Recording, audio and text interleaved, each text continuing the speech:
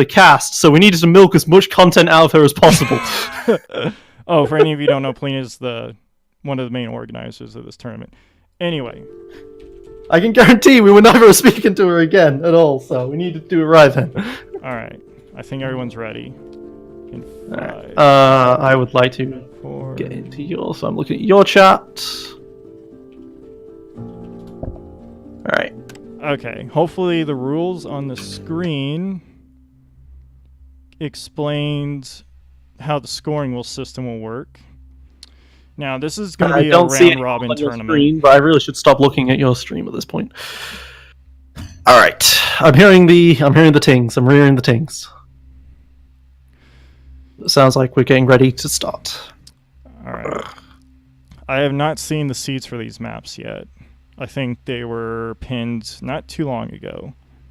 Yeah, they were way too close for us to actually deal with it, especially since we were dealing with the streams of many copies. Oh.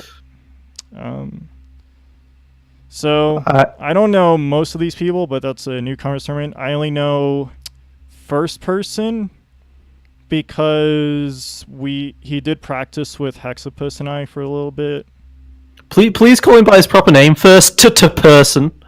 Come on. I'm not going to go through that, child. Okay, I'm seeing that 2 people aren't loading yet. Is that just on my end? I think that's on your end. Everyone's still loading on my end. This is taking a little while. I don't know This is surprisingly long. Yeah, that's what I'm thinking. I'm checking. That worries me, so hopefully... I didn't have this problem last time. I don't think it's on my end, right? On my last stream, I loaded just fine. So it used to be back in the day that I would have to preload the game first before playing. So like if it was like, right, you're going to do a 1 versus 1 on IO, it's like, right, let me just quickly jump into a skirmish game on IO. General epics. Should I pause the stream? I'll play. Probably. That might be slowing you down. There we go. There we go. We're in the game. Hello, everyone. It's me, GameSlayer99, aka No Brainer, here in New Amsterdam for the 1 versus 1 Newcomers tournament. In here with AG Silver, Silver Citadel. Which would you prefer? Just Silver, and I can tell you're not taking it seriously. You said this was a 1v1. Wait, did I? Yeah, you actually did say 1v1. I'm like, what are you on? Well, I wish it was a 1 versus 1. It's going to be a 1 versus 1. 2 people are going to get knocked out immediately, right? Because this is a Newcomers tournament. Yeah. That's true. Newcomers tournament FFAs tend to be kind of lopsided. It's very rare to have a pretty even FFA. Anyway, we're getting very, very distracted. So it's a chemical colony.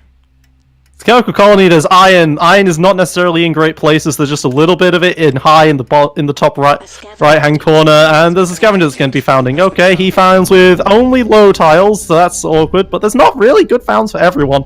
There's an elite honors high silicon from Epics, but he's not got iron anywhere. And elites need iron because steel, which steel is used to. Iron is used to create steel. Then we have Beastly Pork taking the obvious spot. Yeah, I think Beastly took the most straightforward found and start, and that's pretty good. First person, just slightly too late on that found. Misses the high aluminium tile. It looks like the scavenger took it. That's going to hurt. Not to mention, Blue is taking a low metal mine with 2 steel mills, so he's going to be running on an iron deficit. Oh yeah, that's a low iron. You definitely... Okay, good. He immediately picks up a bribe claim. That's good. Right. Oh, and he goes into a third steel mill. I thought he was going to go into a second iron mine, but nope, third steel mill. Okay, I mean, steel is pretty high, has a very high starting price. Okay, green is on... He's almost at 80 steel, but he does need to sell down a little bit to buy some of that cheap aluminum and hopefully go into a high aluminum on HQ2. What do you think the HQ play should be, looking at the market?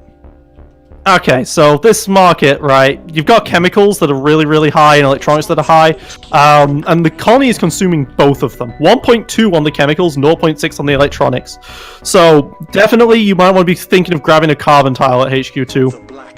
But the prices of iron is so high that you might be able to get away, especially with Beastie Pork. He's grabbing an aluminium now. You should grab that second iron and just power through to HQ3 immediately. As we can see, first person's actually having a really hard time keeping his steel mills operating. So you're saying Beastly Pork on HQ2 should focus just going more into building more steel and aluminum and get to an HQ quick 3 and then go into a good market. Yeah, the glass, stockpiling glass is not at normal price, so if you can get to the point where you're buying the glass first at HQ3, you're in a really big advantage. We haven't talked about Epics because he's off in the far left-hand side, which is actually a very valid strategy, I'll have you know. Being on the far left-hand side means that everyone else is going to focus on each other because they're in a small section where you can all see each other, and they'll forget about him completely, right? But there's a reason to play yet, though, because there's bribe claims, and if we know anything about bribe claims and FFAs, everyone likes to play greedy. And there's a good reason to ignore Epics, because he's still at HQ1. Oh, it looks like he's finally hit the button himself. Alright, there we go. So, I think Green is playing this a little bit wrong. He went into a solid farm as an expansion. You don't want to do that for so many reasons. As you can see, I disagree. As anything, you don't want to do that. Anything. It's even worse so as an expansion, because if you're looking at his income, he's only making 0.2 food a second. That is god-awful. If you don't know he's why, only making, because 0.3 being used up for the debt, because you gotta pay your workers in food. That's how this world works. Going into double farms. That's kind of standard, and he has one high watt. He has a one medium, so he will be at a water deficit. Minor water deficit. And water is a little bit on the high side, but you know, that's better. Once you get into the second farm, of course, you're... Oh, I didn't even notice that this tile was being auctioned for 5k. Yeah, that's pretty dope. That is incredibly cheap, and that helps first person get back into this game because he now has a high iron. He did not have an high iron before. Generally, a claim like that is going to go for about 28 to 32k in a free-for-all. And this was a tile Beastly Pork desperately needed. Not to mention, anyone would have wanted that claim because they can always reclaim it later if they didn't build no, people do not have return of claims. So, we're going to look at red a little bit now. He has triple steel mills. He's finally getting there, but he has a solo glass when glass is cheap. For baseline, 100 is pretty darn cheap for glass, in my opinion. No, he's still making a profit. Like if you just press X, he's still making a profit. But he does. But he really should be making something adjacent. He needs to be using the adjacency. If he's not using the adjacency, there we go. Okay, he's bought a new claim. He should be placing a second glass kiln on here. Alright. I just think red has better options than going to glass. He's going into a solo food. No, he doesn't. He can go into... So he could go into double food. He could go into double class, but he shouldn't do 1-to-1. Because you get a 50% adjacency bonus for each of them by just having them next to each other, which drastically improves the profitability. You improve the profitability of your tile by far more than 50% because your inputs is still the same. Your outputs is what's improved. GameSlayer might disagree. I don't like pairing his farms next to his steel mills because that means one power surge will hit his cash and his upgrade material all in one. Yeah, that too. There's no real reason to be building it off there. You're an elite. You've got a lot of weight. You've got a lot of places that stick out. You've got 3 stick out nubs. You can build on all of them. Talking about builds, everyone is... If you look at Green, he's also doing the same thing. He put his farms and his steel mills in the same spot where they can be power surged. So one power surge, and guess what? He's making no cash. Okay, so I would just like to point out Webatron's done the exact same thing. He's not making money off of his greenhouse farm or his electrolysis reactors because he's just got one of each and one of a glass kiln. You need to be placing multiple of the same resource. Now look at first person on the other hand. He's actually got 3 greenhouse farms all next to each other. If you just press X, that's 130 on each farm.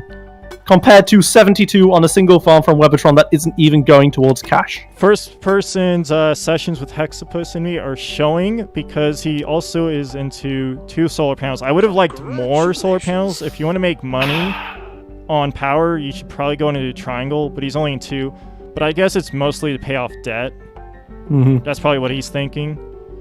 And he just did a clever auction play. I think first person is in the best position. Absolutely. This adrenaline boost here, okay, he put it on the solar panels. That's not necessarily the best idea in the world, because it's going to be night soon, so he's only getting about half efficiency off those boosts. But I guess it's arguably better than putting it on the farms and just drawing attention to it. I do like the way first person is done his his base build compared to the others. The others were clumping their life support cash cows and their build and their upgrade materials, but he separated his adequately. But he might, because he's the leader, he might want to do the less greedy play and buy a goon squad and maybe put it in the middle. Oh my god! Beastly Porky bought a spy and placed it on the patent lab. He's actually used a spy in a game where no one's using black market yet. Someone's actually placed a spy. That's super advanced. Yep. I don't know what he's gonna do with it, but yeah. Yeah, I like that. And The black market is online. Pork is... he has some cash, so he could try He's making sabotaging power first money, person which is attempt. good. He actually went into a double geothermal. The colony's built all around one of those geothermal plants. Here's the thing, though. Beastly is making power money. I normally think double geos are kind of greedy, but the fact is, no one else is making power except for first person, and the power price is not gone up significantly. Like people are now getting into power. Epix is in D debt, and he's just now getting into power himself. I'd like to point out again, Epix, a single chem factory. What are you doing, man? Adjacencies is how you win this game. You got to place 2. Don't just place 1. And he went into power too late. When I just want to mention, he had triple steel mill sent to HQ2, right? He could have transitioned that into a 1 geotherm early on. That could have made a difference. He would have not made money off of it, but at least he wouldn't be in deep debt. But now he's going to be easy. The thing is, when it comes to elites, I feel like you have to take more of a debt dive than other factions because it takes you much longer to get going properly. That's true. I would have much rather him not do anything at all, not build the geothermal in the first place, because steel is still at $122. That's still pretty high. With the price of the geothermal, he could have instead upgraded. Honestly, I think first person is in a really good spot to go into chems. He just needs a few reactors. He already has a source of carbon. I mean, he could always just research carbon scrubbing, but he's going for nanotech. He has 2 reactors. Triple chem. Speak of the devil. He already has 2 reactors. He's doing fine on fuel. Oh, I didn't notice the reactors. He's also going straight for nanotech. Nanotech is a very useful patent, but I would have gone superconductor first because you are making power money so bad right now. I agree you are so far ahead of everyone else at this point. I think first person is I think he's playing the best generally. I mean, as soon as I said chems would probably be a good time right now, he ran right into chems. That's like the market he needed to go into. He's in a very strong position. He's taken all of the auctions and also is the one making power money. And he's the first into an optimization and a pleasure dome with an elite and 2 expansives in the game. That pleasure dome is making 464 a second. And it has 4 adjacency. That is very good. Yeah, we've got expansives and elites. Those are the guys who feed the most people into the pleasure dome, and the colony itself is also really huge at the moment on just habitats. First person is adequately defended too, so he separated his chems from his food, from his reactors, so you can only hit 1 of his cash cows, and his pleasure dome's away from his base. So even if you somehow manage to hit all of his base, he still has that plus 400 a second income, easy. He's just gone into a very nice, safe HQ5. Now, he wouldn't have been able to do any of this if other people had also been on top of their things, if they hadn't been building singletons. Singletons are the enemy. Do not build single tiles. Do not build single glass kilns. Do not build single chem refineries. All that did was allow first person to actually make cash. First off of all person of these successfully defended his optimization against a mutiny. But what is a good mutiny target? Like you said, everyone's been... he might just want to save it as a defensive mutiny at this point because he's too far ahead, basically. I try and mutiny some power. Like there's not a lot of the thing is there's not a lot of goons that are out there, but at the same time, like none of this is really that safe. Oh my. It's just okay, the black market's Webatron. Too. I know everyone's been buying bribe claims, like we can look right now. So first person bought 4. And Epix bought 1. That's a lot less than I expected. Okay. I want to say here as well, Webatron, if you just want to look at how he's building power right now.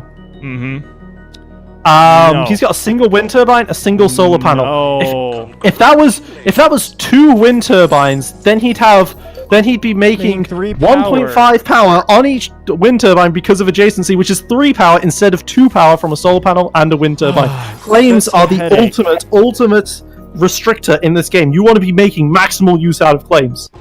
And on top of 2 this is not carbons. maximal use.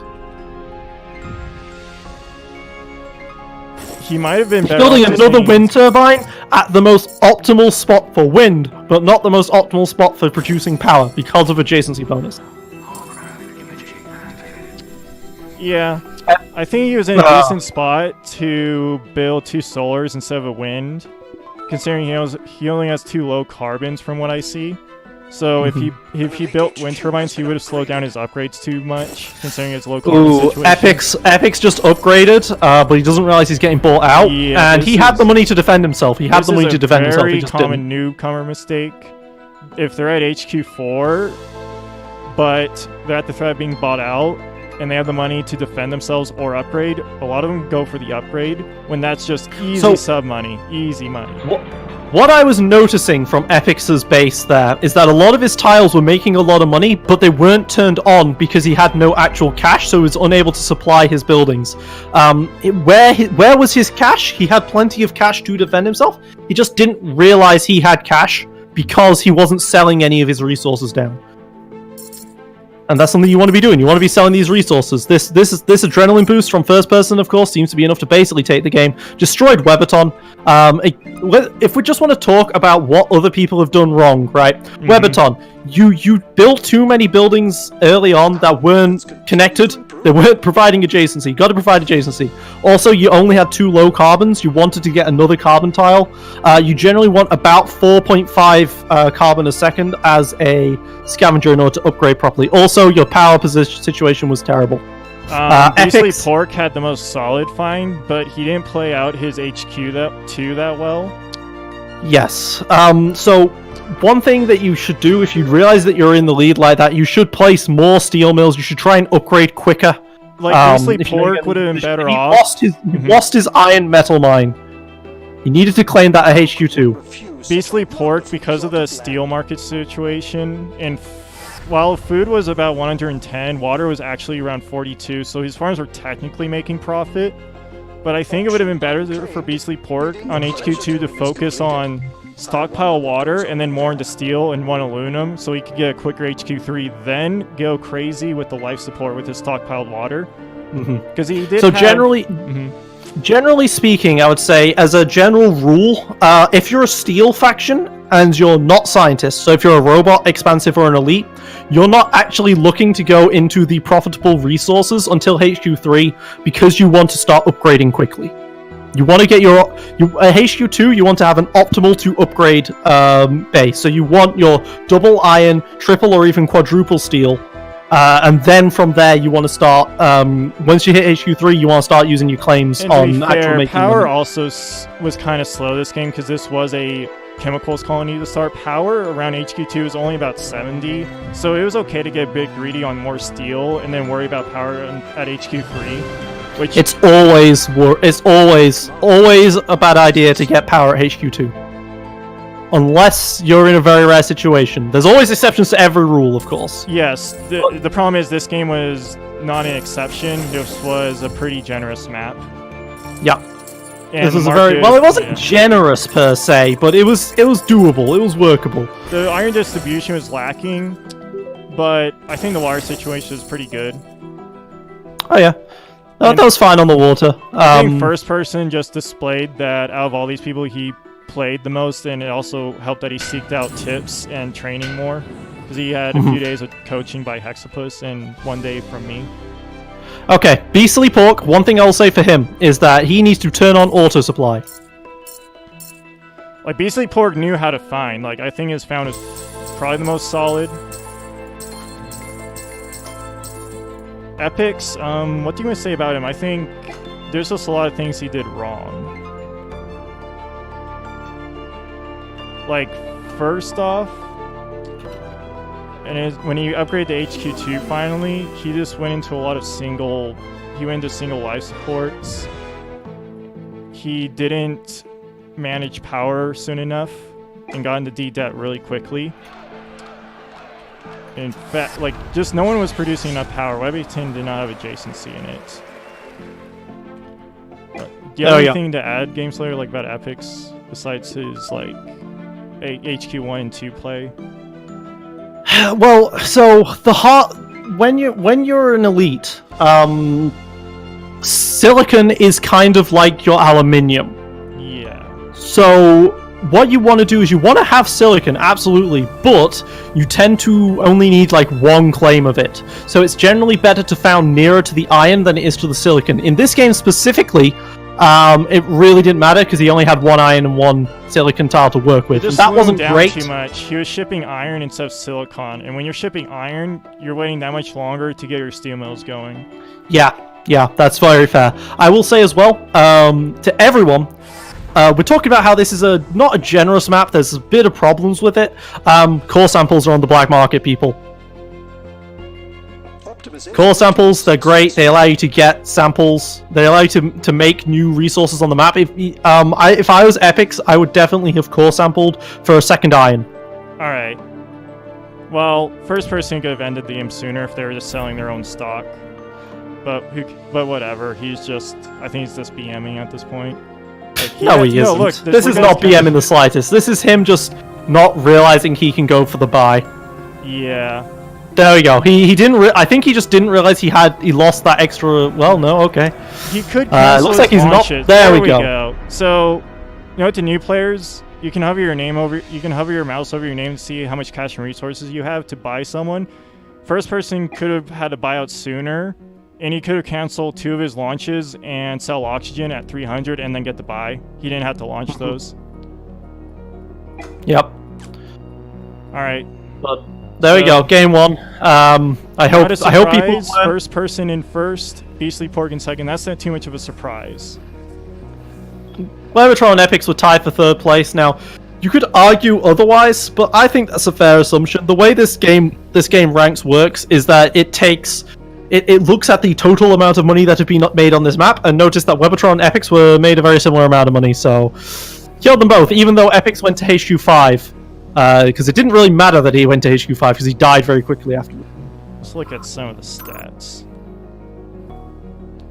So, just Beastly Pork made most of his money in power. That's not too much of a surprise. And that's sad. Okay, Beastly Pork made most of his money in power, but the person who made the most money was actually first person, because he made the power money when it mattered, and he used it to boost himself into HQ5. Yep, and most of his money was in chems.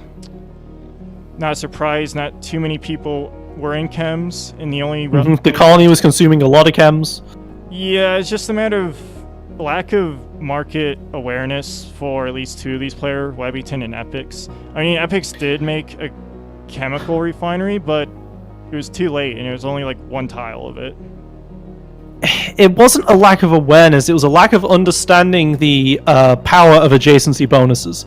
Because the thing is, in an RTS, the faster you get money, the faster you can build more things, so that the faster you can make more money.